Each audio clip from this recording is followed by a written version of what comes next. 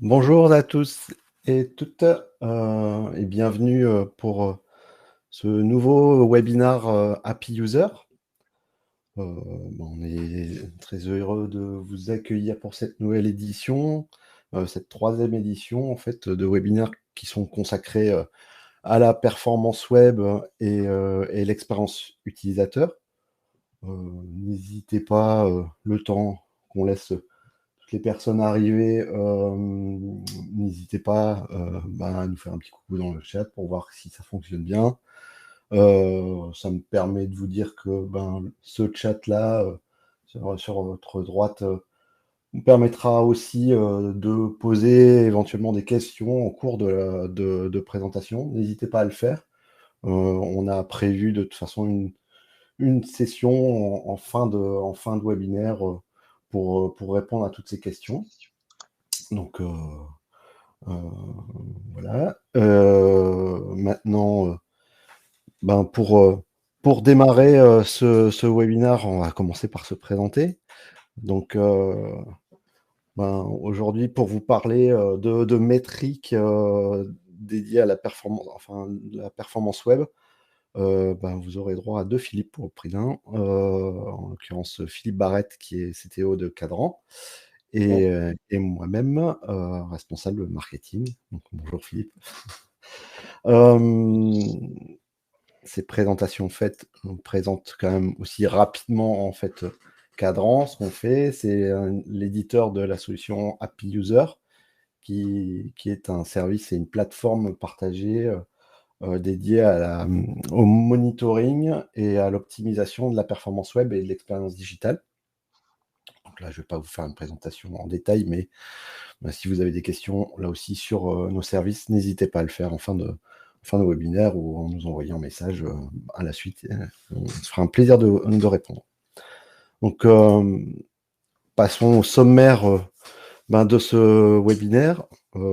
Après une petite intro sur ce que vous devez vraiment mesurer en termes de performance web et d'expérience utilisateur, on va passer en revue les indicateurs techniques pour commencer, pour ensuite passer à diverses catégories de scores dédiées à la qualité, à l'expérience utilisateur, au SEO. On se tardera sur un point relativement important sur les méthodes de mesure, des mesures lab ou field, enfin, ou des données terrain. Et pour conclure, enfin, on va arriver à une synthèse. On va vous présenter en fait un tableau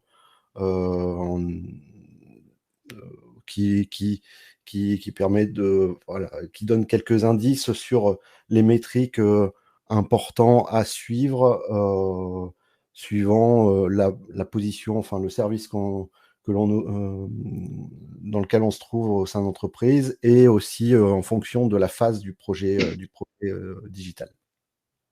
Et enfin, on terminera par une session questions-réponses. En intro, j'ai titré c'était la foire aux métriques. Le secteur de la performance web est particulièrement riche en métriques. Donc là, il va s'agir de sélectionner en fait ceux que l'on souhaite suivre parce qu'ils sont les plus pertinents dans son cas particulier. C'est une question quand même assez importante parce que quand il s'agit de piloter un site internet, on se retrouve très rapidement avec des dashboards qui regorgent de KPI dans tous les sens. Et donc là, il n'est pas question d'arriver en vous suggérant de rajouter trop de KPI sur cette question-là, et de vraiment arriver à identifier ceux qu'il vous faut suivre et ceux qui sont les plus efficaces. Avec ce principe, c'est que suivre ou mesurer la vitesse de chargement ou d'affichage, le but n'est pas de mesurer une vitesse pour mesurer une vitesse, mais là toujours d'avoir en fait ce prisme de de mesurer cet élément-là pour ses incidences sur l'expérience utilisateur et in fine sur même les performances business ou son impact sur le SEO ou ses impacts techniques. Donc là, le but étant de trouver en fait le métrique qui est le plus révélateur sur ces domaines-là. On va commencer par la base et donc pour essayer de balayer un peu le champ des indicateurs techniques, et pour ça, je vais passer la main à Philippe, qui va vous parler avec plaisir de cette section. Merci Philippe. Donc avant d'attaquer sur les indicateurs techniques, je voulais revenir un petit peu aux fondamentaux de chargement d'une page, parce qu'effectivement, entre le moment où vous demandez une page et le moment où elle s'affiche, il se passe pas mal de choses. Et c'est important de bien comprendre, et ça va vous permettre de voir également quels segments les indicateurs dont je vais vous parler, quels segments ils mesurent. En fait, quand vous voulez afficher une page web, au moment où vous entrez l'URL ou vous faites entrer, il se passe principalement 4 segments. Le premier, c'est la résolution DNS, l'établissement de la connexion TCP jusqu'au serveur que vous ciblez, la sécurisation de votre connexion. Donc ça, c'est le premier segment qui est en bleu, donc c'est atteindre le serveur que vous visez. Ensuite, vous avez le segment en jaune. Voilà, donc là, c'est vraiment le calcul de la page HTML. Aujourd'hui, les pages HTML, la plupart sont dynamiques, donc elles ont besoin d'être calculées, donc soit par un CMS, type WordPress, PrestaShop ou autre, ou ça peut être également une application web qui va calculer votre page HTML. Donc là, le deuxième segment, c'est le temps de calcul de cette page HTML et le fait de renvoyer la page, le début de la page jusqu'à l'internaute. Donc ça, c'est ce qu'on appelle le temps de traitement. Et là, on va découvrir un premier indicateur qui est très important, qui s'appelle le TTFP, Time to First Byte. Donc c'est le moment c'est le temps qui s'est écoulé entre le moment où vous avez cliqué pour demander la page et le temps où vous recevez le premier octet de votre page HTML.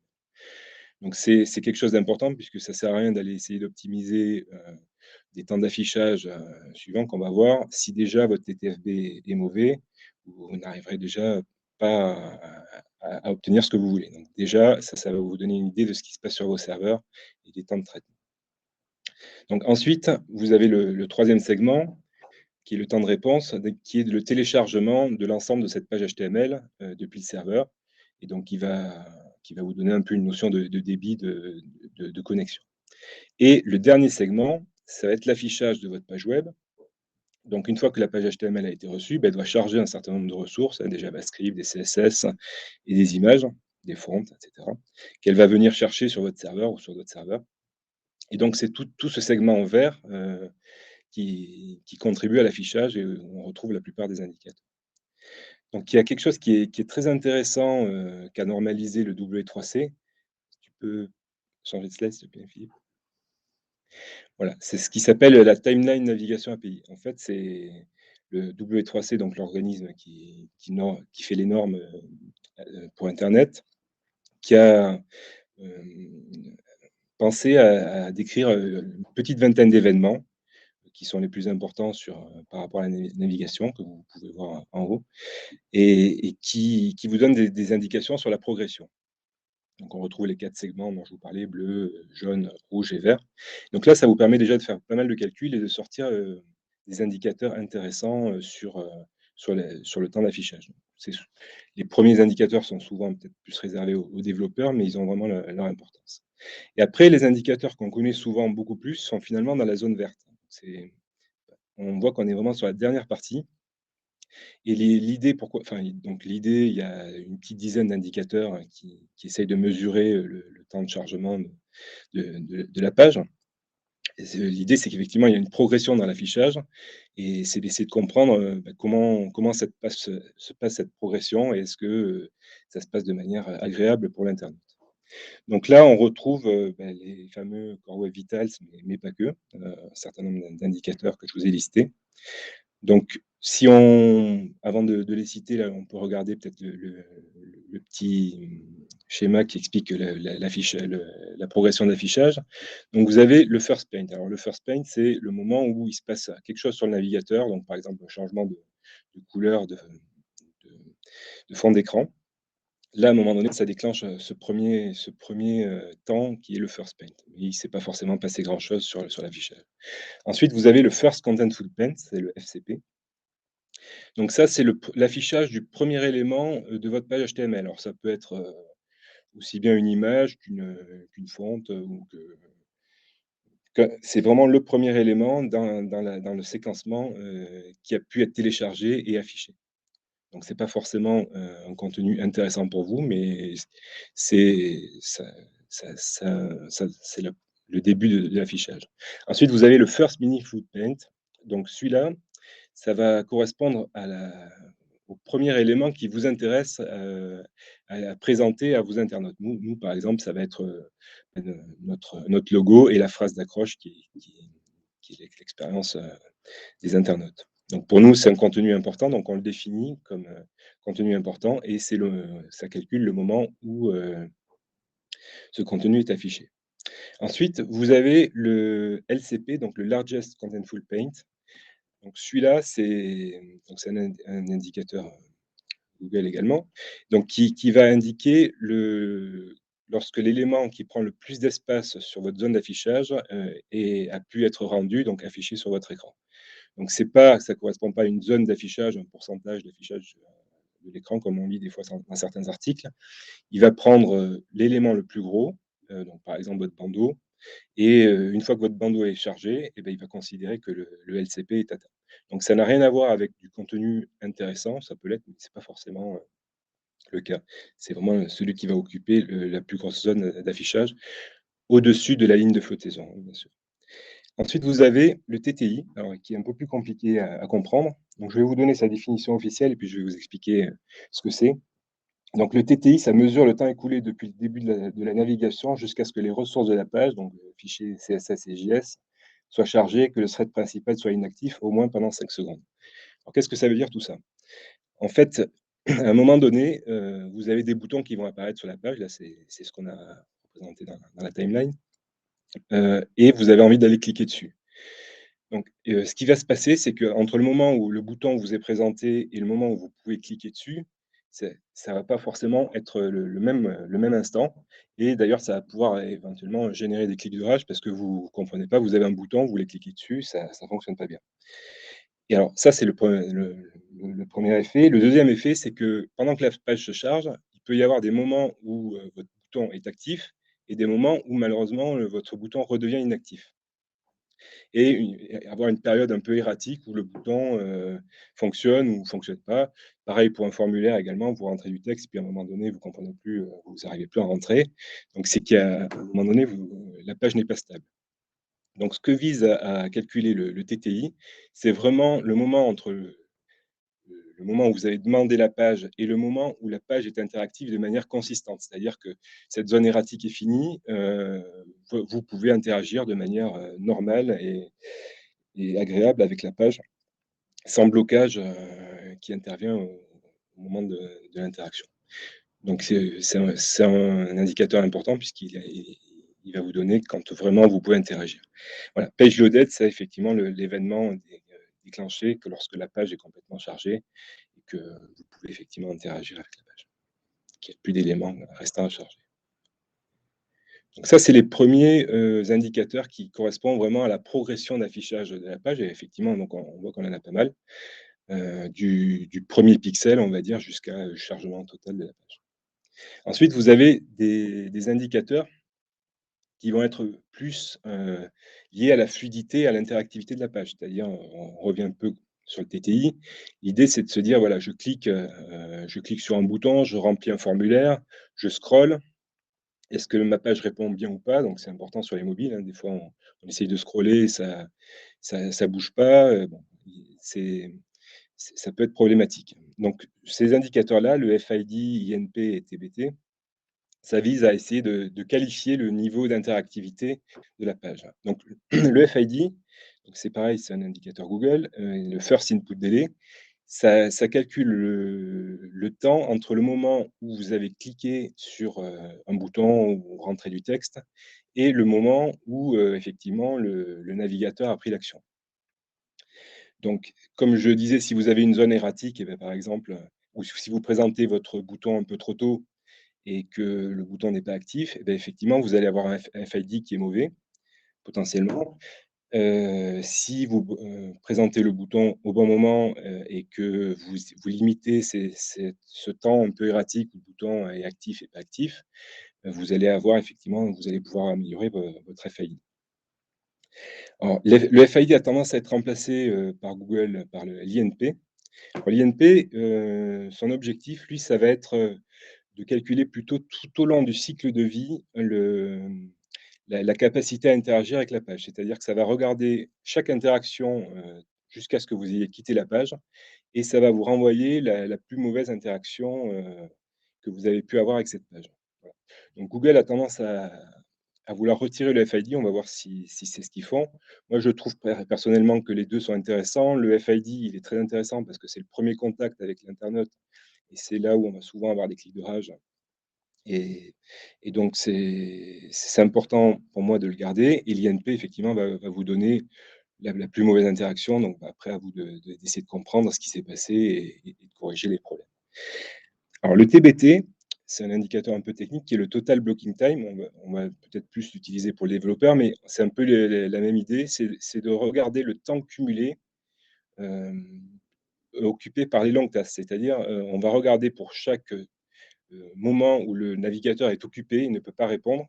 On va se faire la somme de tous ces temps lorsque ça dépasse 50 millisecondes, parce qu'on considère que jusqu'à 50 millisecondes, on n'est pas bloqué. Enfin, au niveau de l'utilisateur, on ne s'en aperçoit pas. Et si par exemple, on a une coupure de 100 millisecondes, ben, on va dire, ben, on fait une première coupure de 100 millisecondes, on va considérer qu'il y a 50 millisecondes en trop. Puis après, s'il y a une deuxième coupure de 70 millisecondes, ben, on va rajouter encore 20 millisecondes, etc., etc. On fait la somme de tous ces temps de blocage et on regarde, combien ça donne. Il y a un quatrième indicateur qui est pas lié à l'interactivité, mais qui est très important au niveau UX, c'est le Cumulative Layout Shift, donc le CLS, qui va mesurer la stabilité visuelle de la page. C'est-à-dire, je sais pas si on l'a tous expérimenté, à un moment donné, vous voulez cliquer sur un bouton, vous cliquez, ah ben pas de chance, le bouton a bougé, vous avez cliqué sur le bouton opposé et vous avez fait l'action, inverse de ce à quoi vous attendiez. Donc, l'idée, c'est de mesurer le taux de changement de la page et voir si votre page, quand elle commence à s'afficher, elle est stable ou si elle bouge. Donc c'est un indicateur UX très important également.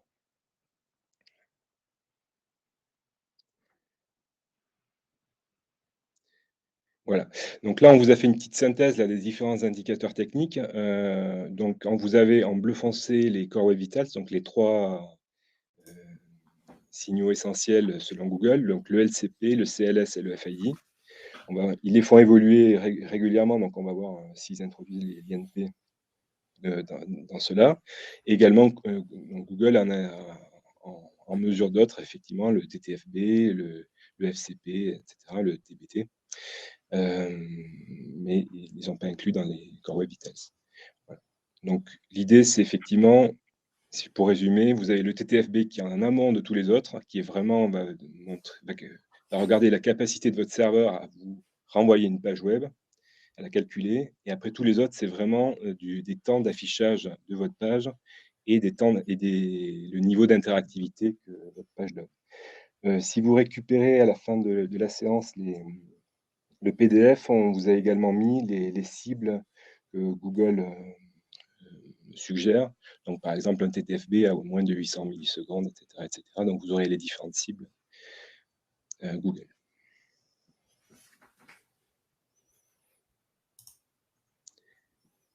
Merci Philippe pour toutes ces informations. Donc ça y est, on a terminé un peu cette revue des temps techniques et ces éléments de base quand il s'agit de mesurer la performance web.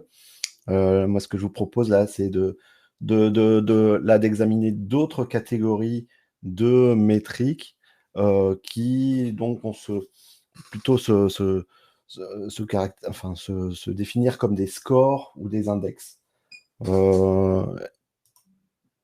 Et au sein de ces familles-là, des scores et index, on va trouver des sous-catégories, avec une première catégorie importante qui sont les scores qualité, qui sont, alors vous en connaissez certainement quelques-uns, qui vont vous donner des résultats sous la forme de lettres ou de pourcentages, et qui sont en fait des scores qui sont calculés par rapport au respect de votre page, par rapport à un référentiel de bonnes pratiques en matière de performance web. Euh, et euh, pour les plus élaborés aussi, certains vont y combiner ces rapports à des référentiels de bonnes pratiques, le combiner à des métriques, comme on a pu le voir, pour arriver à des choses un petit peu plus complexes.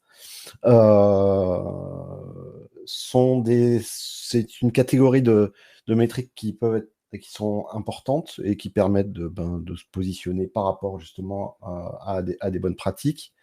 Euh, Maintenant, il faut regarder ça avec prudence aussi et ne pas en faire un but en soi-même. On peut être amené à vouloir aller chercher la note maximale et pour avoir la note maximale en oubliant un peu au passage que on fait ça pour d'abord améliorer l'expérience de vos utilisateurs réels.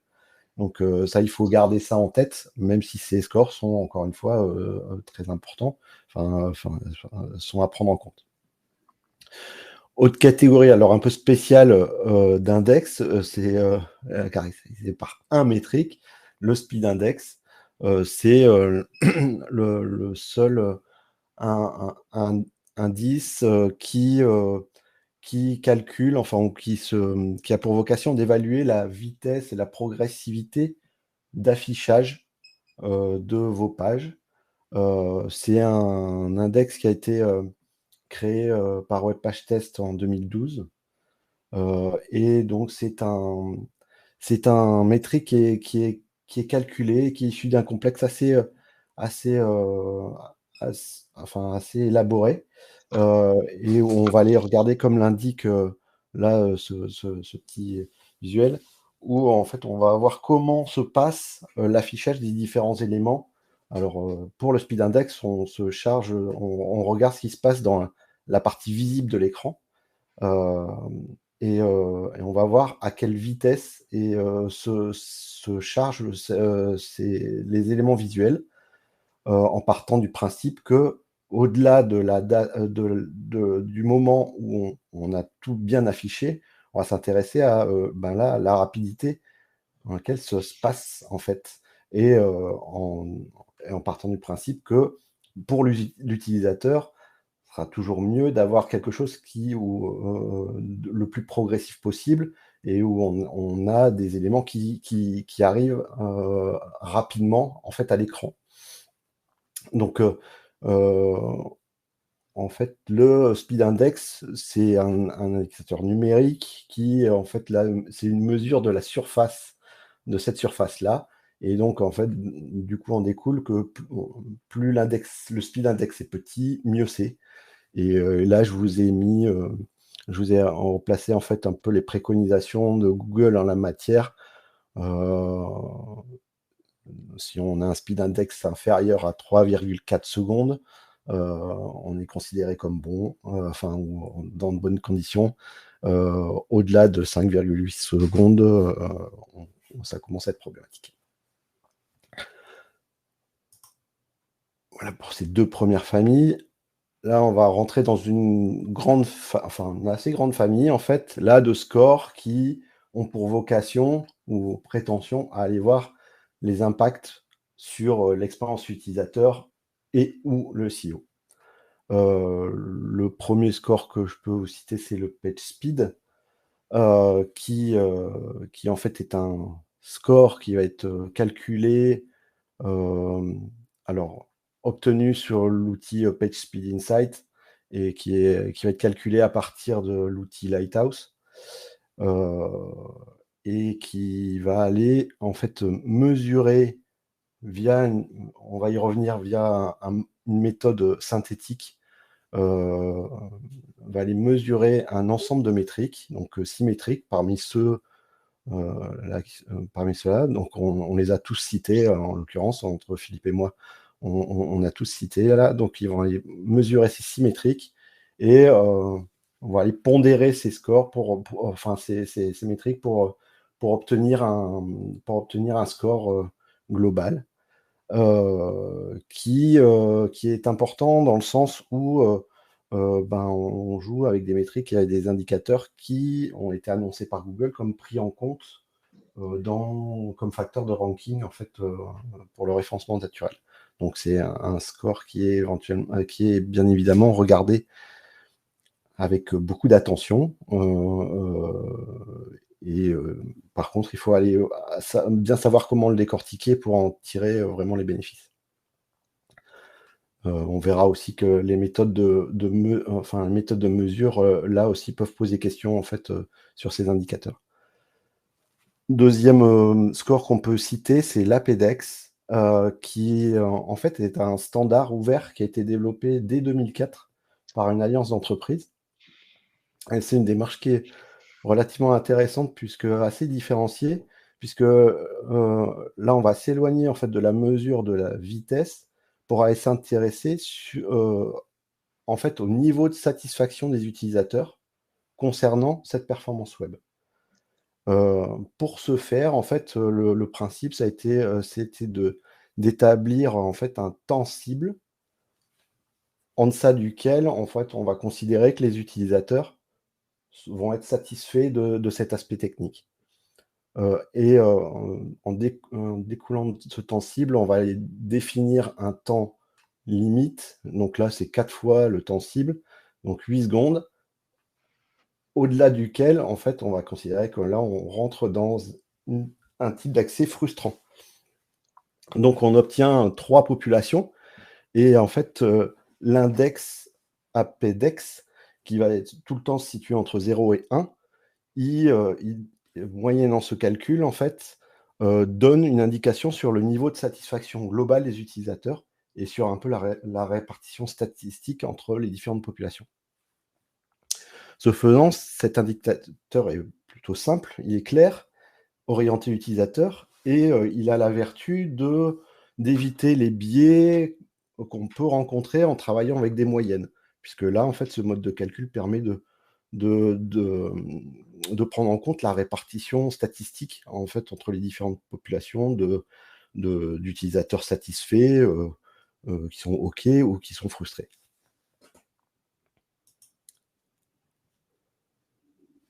Autre score UX, on va trouver le User Happiness qui a été développé chez SpeedCurve, qui là, à la manière d'un PageSpeed, va aller combiner en fait un ensemble d'indicateurs. Alors là, ils en ont pris 10. Ils vont partir là sur un principe un petit peu différent.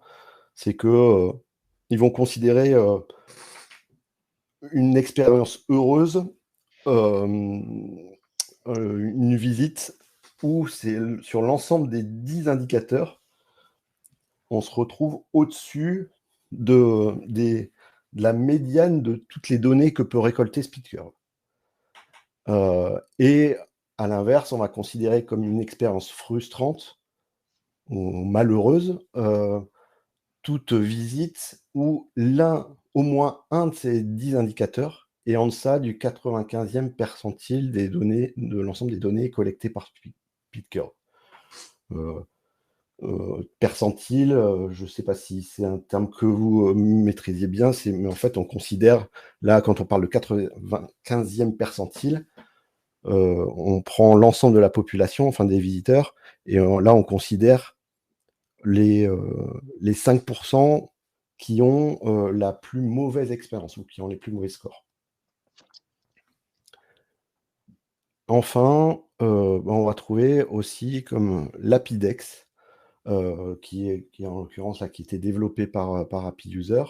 Et ça, je vais laisser Philippe en parler mieux que moi.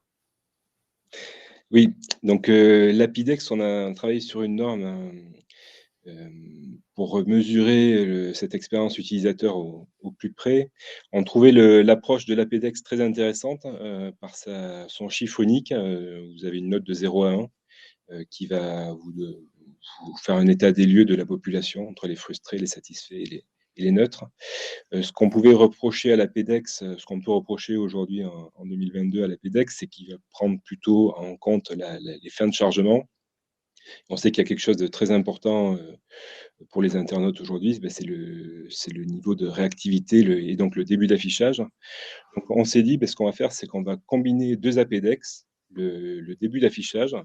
Donc le début d'affichage, c'est ce que je vous ai présenté, quand vous commencez à avoir les premiers pixels qui s'affichent sur votre écran, et le moment où l'interaction est possible avec votre page de manière consistante. Donc là, c'est vraiment 2 événements importants pour le ressenti. Un, je commence à voir, il se passe des choses sur mon navigateur, donc il y a de la vie là-dedans, et il y a une notion de fluidité. Et le deuxième, je peux travailler sur ma page, donc c'est un deuxième moment très important. Et donc nous, on s'est donné ce qu'on a bien aimé également dans la PDEX, c'est la possibilité de donner des cibles de temps de réponse aux pages, donc qu'on va pouvoir mettre en fonction de l'importance des pages. On avait fait un webinaire sur ça, hein. Une page d'accueil, par exemple, doit être plus rapide qu'une page produit, par exemple, ou on peut se permettre sur une page de recherche d'être un peu plus long. Donc, on va pouvoir configurer ces temps cibles par type de page et se donner une note sur le début, sur la fin, et on recombine le tout donc sur un indicateur unique qui s'appelle l'APIDEX et qui donne donc ce niveau de satisfaction des internautes. Donc, c'est le seul indicateur aujourd'hui qui prend en compte la progressivité de l'affichage et sur la satisfaction utilisateur sur un seul indicateur, puisque par exemple, le produit Speedcurve va vous donner 3 chiffres. Donc nous, on arrive à avoir un seul chiffre à la fin. Donc c'est vraiment un indicateur statistique. Merci Philippe. Comme j'ai commencé à l'évoquer, et puis c'est un peu transpiré lors de nos différentes descriptions des différentes métriques, je voulais faire un point en fait sur les méthodes de mesure, puisque là on va avoir, ça va avoir une forte incidence en fait sur les métriques, puisque certains ne vont être accessibles que via une de ces deux méthodes. Donc en effet, il y a deux grandes méthodes pour récolter des informations, des datas concernant la performance web. On va parler de lab et de field data, donc des données terrain ou laboratoire. Et derrière, en fait, il y a deux grandes technologies, à savoir le monitoring synthétique et le real user monitoring. Pour faire court et simple, en fait, le monitoring synthétique ou actif, il consiste dans la simulation de visites d'internautes par des robots qui vont être capables de répliquer donc une visite d'un internaute selon des conditions qui vont être prédéfinies au départ, donc en termes de localisation, de qualité de connexion, donc de débit, de navigateur, etc. Et cette sonde va être capable de récupérer les données concernant la performance web et donc après de les stocker pour un retraitement, etc. et pour une analyse. De l'autre côté, le Real User Monitoring va aller dans l'autre sens. Elle va consister à collecter les données réelles concernant la performance web et l'UX de l'ensemble de vos visiteurs grâce à un tag placé sur l'ensemble des pages de votre site. Donc, c'est deux mécaniques très différentes qui vont avoir des implications. Comme je disais, il y a certaines métriques qui ne vont pas être accessibles dans l'une ou l'autre de ces méthodes. Pour vous donner un exemple, les Core Web Vitals, comme ils sont conçus pour être des données field, donc des données récoltées en Real User Monitoring, alors que le PageSpeed va être un score qui va être obtenu de manière synthétique. Même si on a après des métriques similaires, le fait de les récolter différemment peut engendrer des différences aussi en termes de valeur.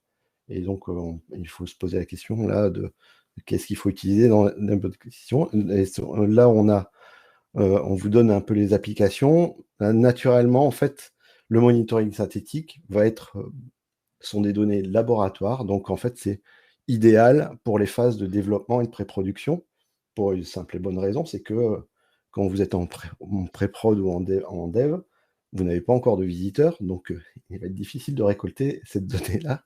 Donc, il faut aller la chercher via cette méthode-là. Qui plus est, c'est une bonne méthode pour mesurer les résultats de vos optimisations, puisque là, on va travailler à périmètre constant en termes de conditions de visite. Donc, ça va vous permettre vraiment de mesurer précisément l'impact de vos optimisations. Dernière application possible, le benchmarking. Quand il va s'agir d'aller voir comment vos concurrents se performent sur ce côté-là, ben, vous ne pouvez pas placer de tag chez eux, donc il va bien falloir aller chercher cette donnée-là en utilisant le monitoring synthétique. Côté Real User Monitoring, ben, son champ d'application, ben, c'est la production. Parce que là, vous allez être en mesure, vous avez l'outil et la technologie pour récolter les datas réelles concernant la performance et aussi ben, l'expérience réelle de vos utilisateurs. Et ça va être aussi un bon outil ben, du coup, pour détecter en production toute régression ou tout accident. On va pouvoir le mesurer facilement ou le détecter facilement. Si on peut résumer ça avec une citation aussi, je trouvais sympa et assez parlante. Si vous voulez comprendre comment un lion chasse, n'allez pas dans un zoo, allez dans la jungle, dans la savane, pas précisément, mais bon. Et donc cette citation, ça me semble assez résumer assez clairement en fait l'intérêt du Real Monitoring. Autre exemple ou citation que je trouvais intéressante, ne serait-ce que par son auteur, Philip Walton, ingénieur chez Google, qui au travers d'un article très très intéressant que je vous invite à lire, milite pour un développement, en fait, ou en tout cas s'intéresser à récolter les données en Real User Monitoring en complément des données synthétiques. Et avec un certain nombre de réflexions très intéressantes. Là, j'en ai sorti deux. La première étant que je ne m'avais pas oublié que quand on parle d'optimisation des performances, il ne faut pas oublier que l'objectif, c'est de rendre les utilisateurs heureux et ne pas forcément s'arrêter à la satisfaction des outils. Donc, c'est un premier point. Pour revenir, ça fait résonner à ce que je vous disais concernant les scores qualité.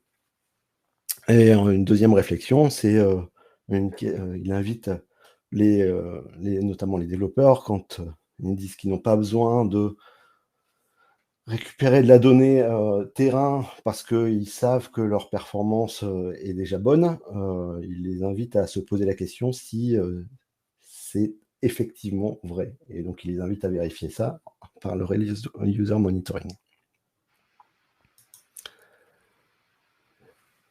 Voilà cette petite parenthèse concernant les méthodes de mesure. On passe à la synthèse. Là, je vais repasser la main à Philippe qui va vous présenter en fait notre petit tableau là, avec nos préconisations concernant les KPI WebPerf. Oui. Donc effectivement, on a présenté une bonne quinzaine d'indicateurs et de scores. Donc l'idée, c'était de voir quel score ou quel indicateur était le plus pertinent pour qui et dans quelle phase. Donc si on reprend un cycle en V classique, sur des projets agiles, ça serait la même chose, ou DevOps, ce serait pareil. On va retrouver quand même une phase à un moment donné de conception fonctionnelle, ensuite du développement, une recette, la production, et puis on a rajouté le benchmark, si vous voulez voir un peu ce que font vos concurrents. Et donc on s'est posé la question pour chaque phase, qu'est-ce que quel était le meilleur indicateur à consulter pour chaque équipe. Donc les équipes, on les a définies en équipe IT projet, les opérations donc qui s'occupent de faire en sorte que le site web fonctionne bien, les équipes SEO, les équipes marketing com et la direction la société. Donc la première phase, on va plus retrouver les équipes marketing, communication et SEO qui vont devoir travailler sur et écrire des exigences smart. Alors ça, je vous renvoie au précédent webinaire qui était comment bien écrire des exigences smart, donc qui sont mesurables, atteignables, etc., sur le domaine des perfs. Ensuite, on va retrouver les équipes projets qui vont travailler sur le développement de leur appli web, du site. Donc eux, ils vont s'intéresser énormément effectivement à tout ce qui est score de qualité, bonnes pratiques, voir qu'effectivement ils ont appliqué les bonnes pratiques de la web perf. Un indicateur qui va être important pour eux, ça va être le TTFB, donc le moment où effectivement la page HTML a fini d'être calculée. Donc ça va être important pour des développeurs back-office, pour savoir si, par exemple, il n'y a pas des bases de données ou des requêtes qui pourraient mettre trop de temps à s'exécuter et donc pénaliser l'ensemble. Ensuite, il y a deux indicateurs qui sont intéressants pour eux. Ça va être le TBT et le CLS. Le TBT, effectivement, il va falloir le réduire au maximum, puisqu'on a vu, hein, c'est un indicateur qui, en gros, c'est la somme des temps de blocage à partir du moment où la page commence à s'afficher et ouais, essaye d'être interactive. Donc il faut essayer de réduire au maximum ces gros temps de blocage. Donc ça va être un indicateur pertinent pour eux. Et le CLS, pour des histoires effectivement d'ergonomie et de page qui prend le bon gabarit dès le début. Voilà. Le speed index également va pouvoir être intéressant puisqu'il va donner une bonne idée de la rapidité d'affichage de la page. Ça va essayer de faire en sorte que la page s'affiche le plus rapidement possible dès le début. Ensuite, vient la phase de recette. Donc ça va être plutôt alors dans des équipes DevOps, plus ça va, plus on va retrouver les opérations qui vont commencer à s'approprier le site web ou l'application. Donc eux, ils vont s'assurer quand même qu'ils récoltent quelque chose qui fonctionne bien. Donc on va penser qu'effectivement, ils vont s'intéresser au score PageSpeed qui est une synthèse un peu de l'ensemble des web vitals de Google. Des scores qualité également pour s'assurer que le code a bien été est bien propre. Et ils vont effectivement aller regarder un peu les core web vitals, mais la partie synthétique de ces indicateurs. Côté SEO, effectivement, on va être vraiment dans les indicateurs Google, puisque Google maintenant a introduit les core web vitals. Donc on va retrouver le score PageSpeed et les core web vitals. Score de qualité également, ça peut rentrer dans les critères SEO. Côté marketing, ce qui va être important, ça va être d'essayer de se donner la meilleure chance que ça va bien se passer en production et que les internautes vont être satisfaits. Donc eux, ils vont plutôt s'intéresser effectivement au score PageSpeed, qui est un peu un résumé des différents web vitals et les core web vitals, les trois. Ensuite, vient la production. Donc, comme l'expliquait Philippe, nous, on préconise à ce moment-là de plutôt aller chercher des indicateurs en rhume, donc vraiment sur des frais, enfin, du ressenti des vrais internautes pour vérifier que tout ce qu'on a essayé de bien faire se concrétise. Donc, l'idée, c'est d'aller trouver des index orientés UX par rapport à la web perf, bien sûr, en rhume. Donc, et pour les opérations, on a rajouté effectivement des indicateurs sur le niveau de disponibilité des serveurs, donc que ce soit en synthétique ou en rhume. Donc synthétique, par exemple, si vous avez un load balancer, si vous avez un serveur qui crache, vous ne le verrez pas forcément en rhume, mais par contre, vous allez le détecter en synthétique, et c'est toujours intéressant d'avoir la vue rhume aussi. Tiens, j'ai pas forcément perturbé les internautes. Le SEO, il va effectivement aller regarder les core vitals cette fois-ci, mais côté rhume, donc s'assurer que ça se passe bien et qu'il a les meilleurs scores pour son référencement. Et le marketing, lui, il va s'intéresser à cet index UX et donc au taux de conversion également qui vont être bons si les niveaux de vitesse des pages sont bons ou très bons et qui risquent de baisser si votre site est un peu lent. Au niveau direction, on monte encore d'un niveau d'abstraction. Des taux de conversion, on obtient des gains en CA. Donc, eux, ils vont piloter par, on va dire, deux indicateurs. Cet index UX, est-ce que mes internautes sont satisfaits et directement le gain en chiffre d'affaires. Côté benchmark, Philippe l'avait un petit peu dit, effectivement, on va pouvoir utiliser les Core Web Vitals, donc soit en synthétique, soit en Crux. Alors Crux, on n'en a pas parlé, c'est Google qui a mis en point un pool en fait d'utilisateurs qui sur Chrome, hein, donc vous n'avez pas toute la population qui ont signé un accord comme quoi ils sont OK pour que les données de perf soient envoyées à Google. Et donc vous avez des données field, certes pas complètes, mais vous avez certaines informations un peu field pour votre benchmark. Donc ça va plutôt intéresser effectivement les équipes marketing et com et un peu le SEO. Pour voir si effectivement les Core Web Vitals sont meilleurs que sur leur site et éventuellement voir s'il faut faire des améliorations pour le référencement. Voilà pour la synthèse.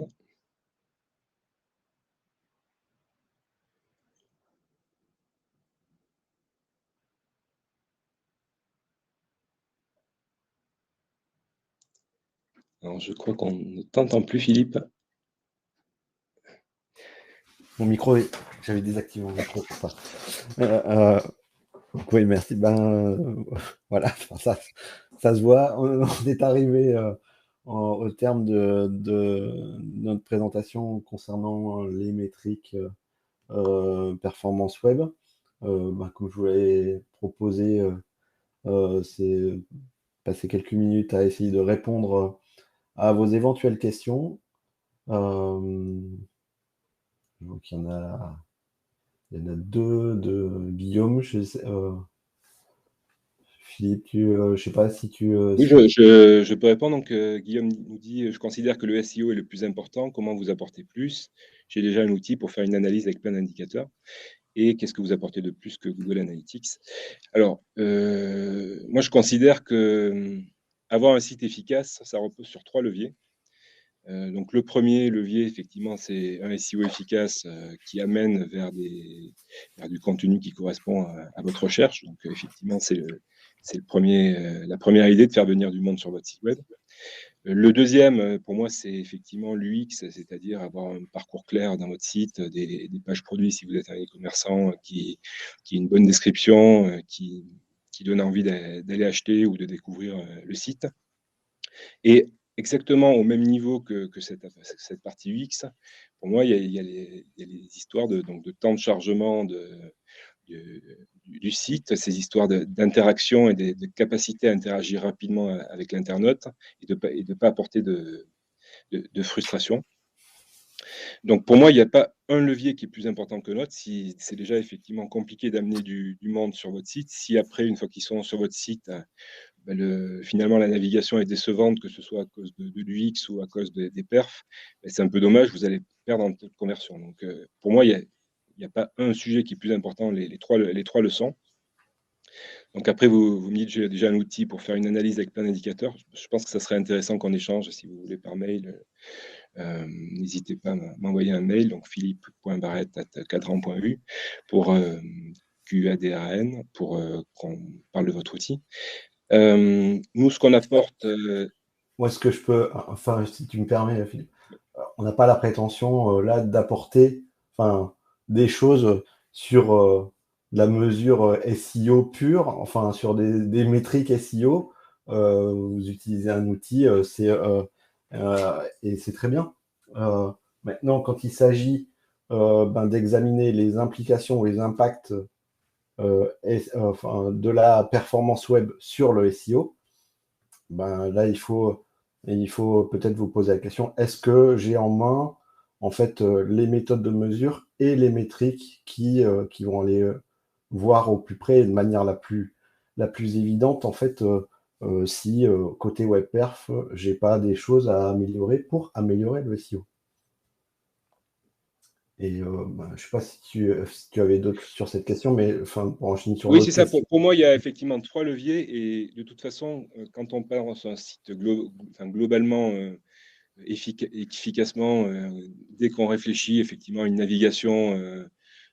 navigation, aux pages, comment on les structure, qu'on pense en même temps aux perfs, et effectivement, tout ça, ça va améliorer le référencement. Si on fait des efforts sur les textes, si on fait des efforts sur les temps de chargement, tout ça, vous contribuez au SEO. Donc, c'est vraiment une balance. Après, la différence avec Google Analytics, alors Google Analytics, de base, c'est plutôt effectivement un outil qui va plutôt mesurer les niveaux d'audience, le nombre de pages vues, le nombre de pages vues par personne, les taux de conversion. Ils ont une petite partie effectivement performance qui n'est pas le gros du sujet de Google Analytics. Donc eux, effectivement, ils vont récupérer uniquement 10% du trafic. Donc vous n'avez pas l'exhaustivité de votre trafic, donc vous allez perdre 90% des contextes et peut-être pas avoir certains problèmes. Et l'idée qu'on avait, c'est effectivement d'avoir cet indicateur, donc l'Apidex, qui en un chiffre vous résume le niveau de satisfaction des internautes. Google va avoir peut-être va donner des temps, mais est-ce que c'est bien, est-ce que c'est pas bien, 3 minutes, 3 secondes 12, 8 secondes 42, est-ce que je perds en taux de conversion à ce moment-là, est-ce que voilà, il ne va pas vous indiquer.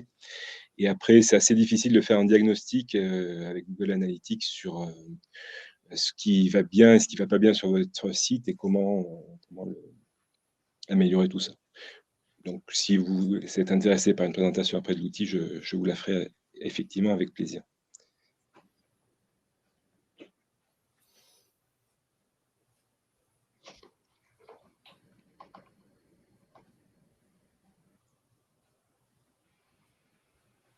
Alors, d'où sort votre Apidex? Il repose Ouais, sur attends, quoi?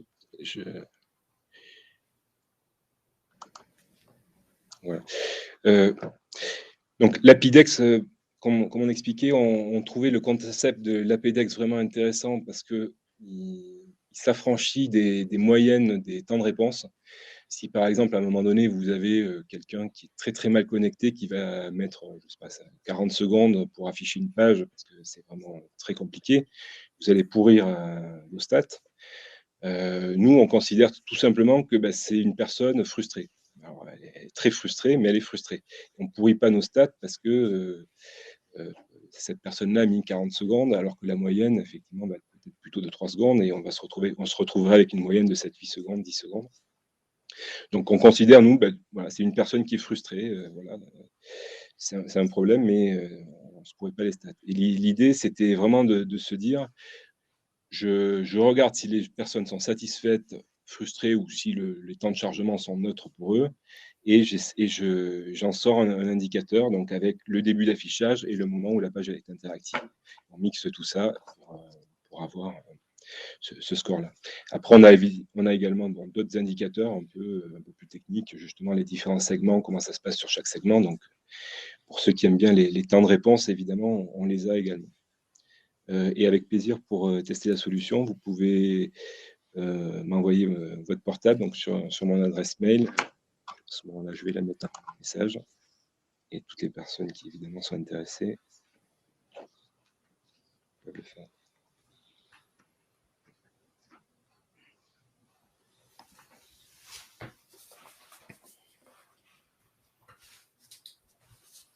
Voilà. Et après, enfin bon, pour répondre différemment, enfin en tout cas, sur un autre angle à la question d'où sort l'Apidex, à la base, il sort, enfin, quand même de la mesure, enfin de mesures ponctuelles, enfin ponctuelles, sur l'ensemble de l'audience. Donc, enfin, ça aussi, faut le prendre, enfin, c'est un élément, en fait, et on est là dans du real user monitoring, donc en fait, on prend en compte l'ensemble des expériences sur l'ensemble de son audience. Donc, si on a des millions de visiteurs, enfin, ça va prendre en compte, y a pas, on n'est pas dans du synthétique, et, on est vraiment dans du traitement de la donnée réelle, quoi.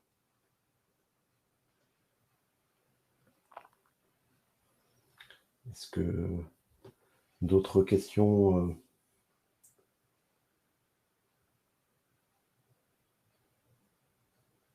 Il n'y a que Guillaume qui a envie de poser des questions.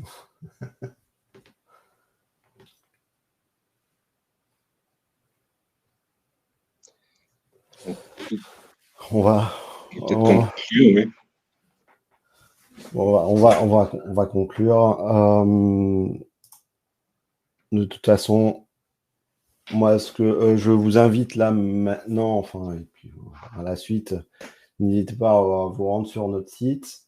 Ça vous permettra, de consulter notre blog, d'y trouver un certain nombre d'informations, euh, d'informations complémentaires.